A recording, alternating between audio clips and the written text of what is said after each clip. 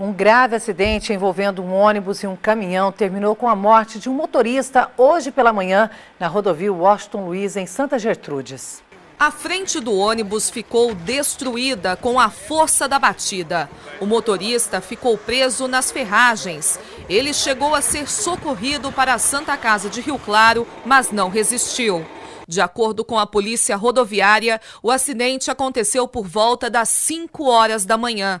O veículo seguia de José Bonifácio, região de São José do Rio Preto, com destino a São Paulo, quando o motorista perdeu o controle e bateu contra a traseira do caminhão.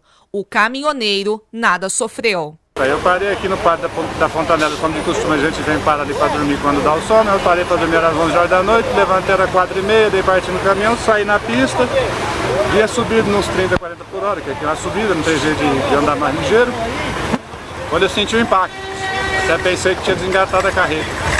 Quando encostei o caminhão que fui ver, estava feito ali, ó. Ao menos 38 passageiros do ônibus tiveram ferimentos leves e foram socorridos para hospitais de Rio Claro. Segundo informações da concessionária que administra o trecho, o acidente provocou um congestionamento de quase 7 quilômetros na pista. O tráfego no local foi liberado pouco antes das 9 horas da manhã. O motorista que morreu era Marcelo Mahler da Silva. Ele tinha 35 anos. O corpo está no IML de Rio Claro. E depois da reportagem exibida ontem aqui no Rio Claro Notícias, que mostrou o grave acidente sofrido por uma menina de 7 anos num parquinho público no bairro Terra Nova, funcionários da prefeitura foram até o local retirar a maior parte dos brinquedos quebrados. Mas nossa equipe percorreu outras áreas de lazer da cidade e constatou mais problemas de abandono. No local onde aconteceu o acidente no último final de semana, a situação começa a mudar. Alguns dos brinquedos foram retirados, como a escada do escorregador e um pedaço de madeira onde uma menina de 7 anos foi atingida na cabeça no último domingo. Luana Madureira estava com outras crianças no parquinho do Terra Nova quando aconteceu o acidente. A menina ficou 2 dias internada e levou mais de 30 pontos na cabeça. Outros pontos perigosos, como uma mesa com prego exposto, também foram retirados pela prefeitura na tarde de ontem. Apesar disso, correntes continuam penduradas e uma torneira permanece escondida em meio ao mato. O caso envolvendo uma criança de 7 anos, machucada em um parque infantil, levantou a discussão sobre o problema de locais abandonados em Rio Claro. Aqui no bairro Orestes Armando Giovanni, na região do São Miguel, o que sobrou do parquinho infantil foi apenas este brinquedo já enferrujado e com o madeiramento também comprometido.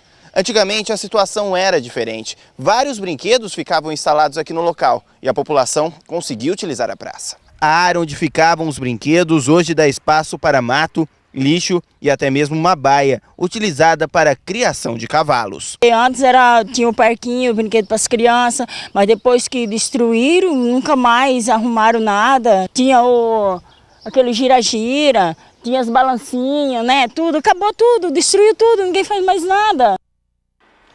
E sobre este parquinho do bairro Orestes Armando Giovanni, nós entramos em contato com a prefeitura, mas até o momento não recebemos uma resposta. E ontem nós mostramos uma situação em Santa Gertrudes em que golpistas utilizam o nome de uma empresa para a venda de produtos e análise de água nas residências. Já que em Rio Claro, veja só o que vem sendo registrado. Algumas pessoas estão se passando por agentes e solicitando informações pessoais para o recadastramento para a farmácia popular. Saiba como esses indivíduos estão agindo na cidade. Carolina Figueira. Segundo o Ministério da Saúde, esse tipo de recadastramento não está acontecendo. Quem explica um pouco mais sobre o assunto é a Raquel Carvalho, ela que é farmacêutica aqui da Farmácia Popular de Rio Claro. Raquel, que tipo de informações esses falsos agentes estão pedindo? Olha, esses falsos agentes eles estão indo na porta da casa dos pacientes e estão pedindo informações com relação à medicação, que tipo de medicação, onde compra, quais os dados do médico e os dados pessoais dos pacientes também. Segundo eles, seriam o RG, CPF, a conta bancária e até mesmo a senha dos bancos. Quantas denúncias vocês já receberam? Olha, confirmadas já foram 2 denúncias, mas acreditamos que já tenha aumentado o número. O que as pessoas devem fazer quando elas forem abordadas? Olha, a gente pede para eles tomarem muito cuidado, nunca deixar entrar na casa, que é um risco muito grande. Obrigada pelas informações. Fica aí então um alerta para a população e quem tiver dúvida pode ligar para a Farmácia Popular pelo telefone 3524-8800. Carolina Figueira para o Rio Claro Notícias. E vale ressaltar que se o Ministério da Saúde determinar algum tipo de recadastramento, a população e as farmácias são comunicadas com antecedência. E o projeto que deve criar nova taxa de iluminação tem causado polêmica em Rio Claro. O documento deu entrada na Câmara de Vereadores no começo do mês e, se aprovado, esta taxa será repassada aos contribuintes. Diante disso, o Legislativo decidiu realizar uma audiência pública para discutir o assunto. Janaína, a audiência pública vai ser na sede da CIRC aqui em Rio Claro, onde acontecem as sessões da Câmara atualmente. Eu vou conversar sobre isso com o presidente da Comissão de Constituição e Justiça, o vereador João Zaine.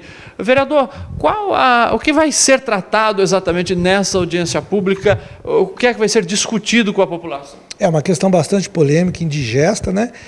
A ANEEL autorizou que as concessionárias de energia elétrica passassem para os municípios de todo o Brasil, e Rio Claro não seria diferente, a manutenção da iluminação pública, ou seja, troca de lâmpadas, troca daqueles bracinhos de iluminação, tudo que se refere à iluminação pública passa a ser, a partir de 1º de janeiro de 2015, responsabilidade da Prefeitura de Rio Claro. E, em contrapartida, ela poderia ter repassado uma parte da verba que ela realizava para fazer manutenção para os municípios, mas não, isso não foi feito. O custo, quem vai ter que assumir o custo dessa manutenção será a Prefeitura. E, baseado nisso, o Executivo encaminhou para a Câmara um projeto de lei que institui uma taxa de iluminação pública para ser cobrada a partir do ano que vem. Essa taxa seria cobrada, caso o projeto seja aprovado, diretamente nas contas de energia elétrica. E o que nós vamos debater nessa reunião, que acontecerá no próximo dia 31, sexta-feira, às 14 horas, na Associação Comercial e Industrial de Rio Claro, são alternativas, esclarecer a população como isso será feito, quais são as taxas, quais são as faixas de cobrança, abrir para toda a comunidade, para ver se existem propostas, alternativas que minimize esse custo, mais esse custo para a população. A verdade é que vai ser difícil encontrar alguma outra alternativa, o senhor me dizia, né, vereador? É verdade, o problema foi jogado para os municípios e os municípios têm que resolver. O que não pode é deixar a cidade às escuras, como já vem acontecendo. A manutenção hoje da Electro em nosso município para a iluminação pública já está muito deficitária. E a partir do momento que ela não será mais responsável por isso, ou a Prefeitura estará preparada, ou tem uma equipe preparada para fazer isso, para socorrer nos casos de lâmpadas queimadas e outras ações, ou muitas ruas ficarão no escuro e aumentará ainda mais a sensação de insegurança em nosso município. E quem é que pode participar dessa audiência pública? É uma audiência pública aberta a toda a comunidade rioplarense, entidades de classe. Quem quiser participar, quem quiser enriquecer o debate, será muito bem-vindo às 14 horas do dia 31, na sede da Associação Comercial e Industrial de Rio Claro. Por mais que seja um assunto que está praticamente fechado, é importante, né, a participação da população.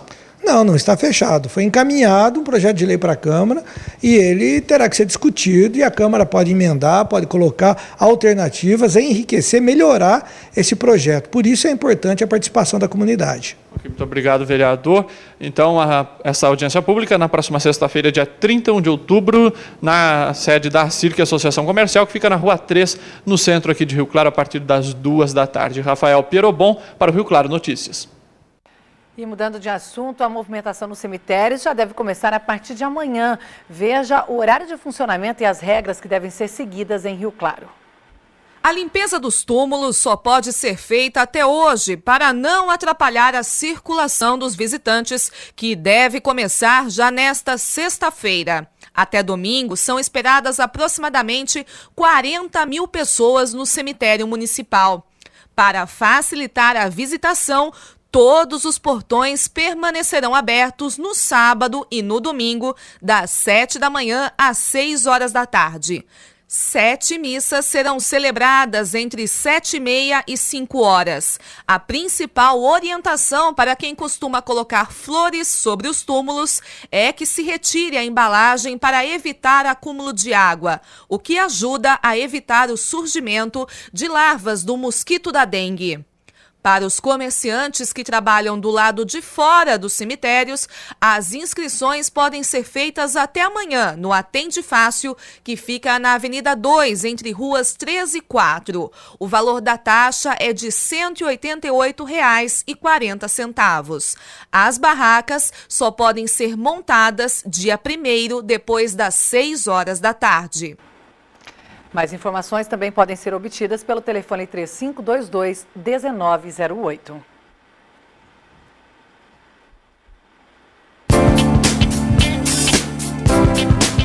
O Parte de Rio Claro oferece as seguintes vagas: atendente de lojas, auxiliar de eletrotécnico, chefe de serviço de limpeza, consultor, cozinheiro industrial, eletricista de manutenção em geral, encanador, montador de móveis e artefatos de madeira e torneiro mecânico. Os interessados devem comparecer ao PAT com os documentos pessoais na Avenida 3, número 536, no centro.